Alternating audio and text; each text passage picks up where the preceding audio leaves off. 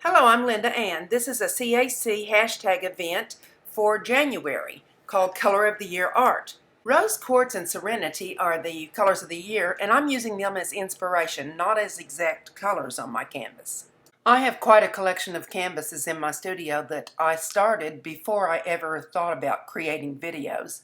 And so this one has been painted with pink acrylic paint, and then I used a piece of lace over that acrylic and added joint compound. I'm going to put a video card up on the screen so that you can click on that to see how I did the lace procedure. I have the same procedure, not the same lace, but the same procedure in another video.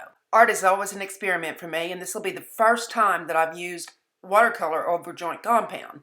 I'll begin with Dreams Bloom, which I think looks very much like the color of the year, and I'll follow it with a bit of Courageous Rose, which doesn't look as violet on the canvas as it does in the pan. I'll begin by painting the flowers that are nearest the edge of the canvas all the way around in kind of a maybe an oval or a circle. This will create a frame of flowers around the face that I plan to put here. I'm pleased with the way the joint compound is accepting the watercolor. I half expected that chalky joint compound to kill the shimmer in this, and it's not.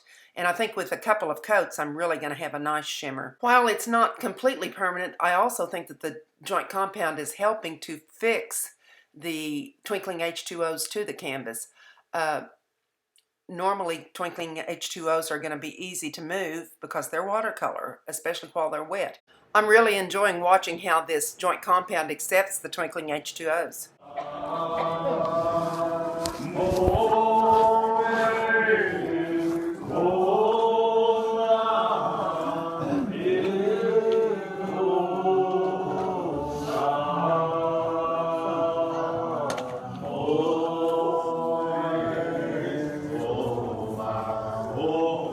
I thought this pink azalea is so bright and shimmery, it just had to go on this canvas. Anytime you use Twinkling H2Os, you need to activate them by spritzing them with water. Many people advise you to wait at least 5 minutes. I usually wait 10 because I like that vivid color, and the more you soak it, the more color you can get and the more shimmer. Sometimes I spend a lot of time getting the background just perfect when I know full well that this background probably isn't going to show up like I have it, because it'll change with the layers. My idea at this moment is to remain faithful to the color of the year inspiration and use some pink and some blue all over this canvas.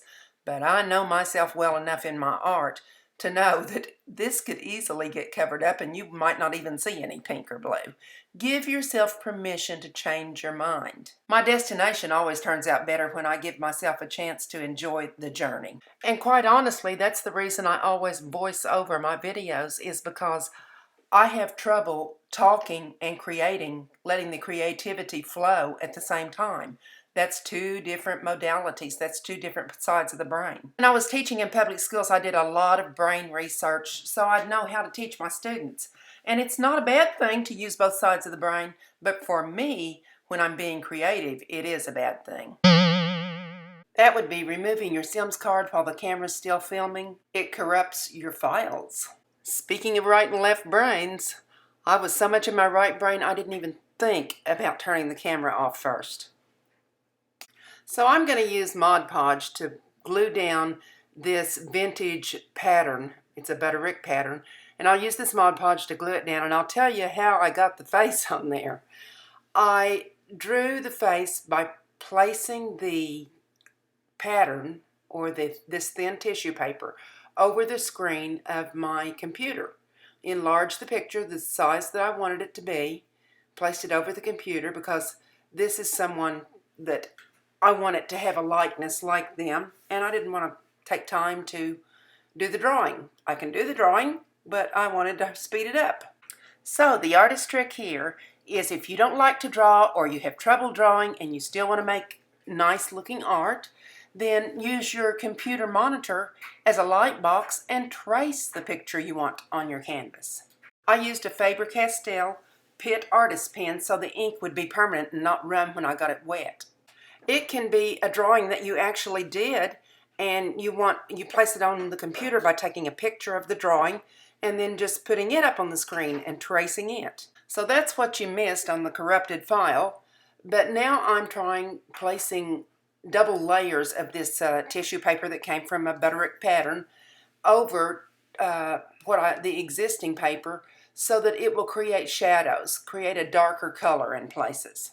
This is an absolutely beautiful young Native American girl, and I want to keep it as smooth as possible on the face, because generally when I put tissue paper into a collage, I deliberately wrinkle it. But on the face area, I'm trying to keep it very, very smooth. I want to retain the beauty of this young girl. I'm not so worried about it down in the clothing area. I'm crisscrossing things and even turning the paper upside down so some of the words read backwards. I'm not worried about that at all.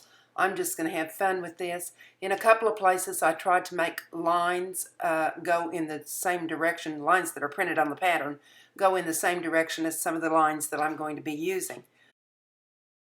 The Mod Podge has had time to thoroughly dry, and now I'm going to use Silks Acrylic Glazes in black ice and also in this blue flame.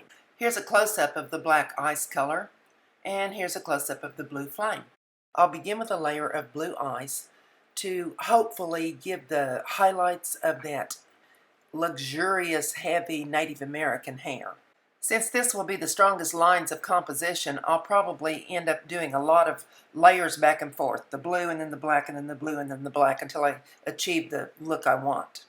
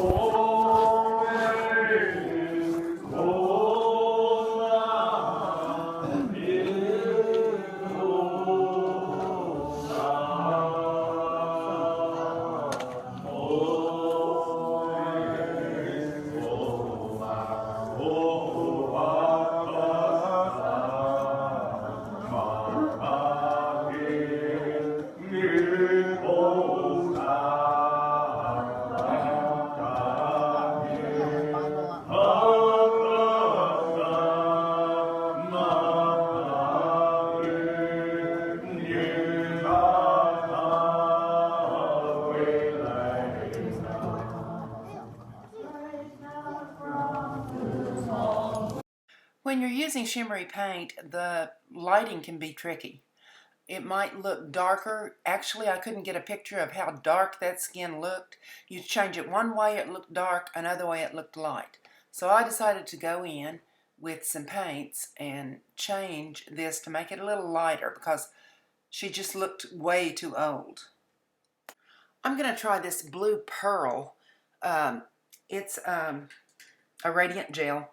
Blue Pearl Radiant Gel, and I'm going to put that over her skin and kind of work with the features a little bit. That'll also bring that blue that's in the background towards her face or into her face and make it have a more unified appearance. So here it is, and it's not going on real evenly. I had to go off to my craft mat and mix just a little bit of water in it, and then it started working well. And I'm going over all the features, the lips, the nose, everything. I want those high cheekbones to really show up because that's part of what makes her look very Native American. And I'm just playing around layer after layer with lightning. I also found that pink flower not to be too flattering right in the center of her forehead, so I decided to paint it under and work on the hair a little bit, adding some more layers. Layers are what makes your painting look rich, so don't be afraid to add something over what you already have. I used to feel like when I added too many layers that I had overworked my painting. You hear that a lot, that it's overworked. But now I find, maybe it's through experience, I don't know, but I find that the more layers, the better I like it. To continue to unify the painting, I'm going to use a little bit of carmine mixed in with that blue pearl and work on the background. I want it to look like a field of flowers behind her, nothing really too focused, and these flowers, for my liking, are a little too crisp. By dragging my paintbrush or palette knife across the texture here made with the lace, I can add some more of the pinkish color to make it look like there are suggestions of more flowers in the background. In fact, I'm going to go over several of the areas with this pink to bring out more of the features. Having a transparency of the portrait that you're painting is really good if you lose the lines. You just put it down over the face where it goes and then put some tracing paper under it and retrace the lines so that you can see them again. And that's what I did here. And now I'm going to start working on these eyes because they've really been bothering me the whole time. Looked really freakish, and this girl has really beautiful eyes. So I'm going to work with those. I do better when I work with details.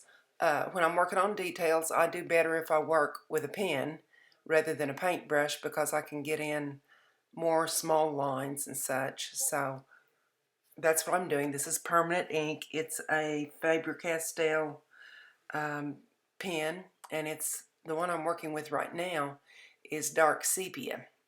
There were several reasons I wanted to paint this girl, but one reason is because she has the most gorgeous eyes. So I'm going to spend some extra time on the eyes, getting the details just the way I want them. And when I start editing, I'll speed this video up so that you can watch that without belaboring everything. And also I'll put on some more of the Creek language from the Creek tribe. I attend a Native American church, and I'll let you listen to the hymns that I recorded at that church.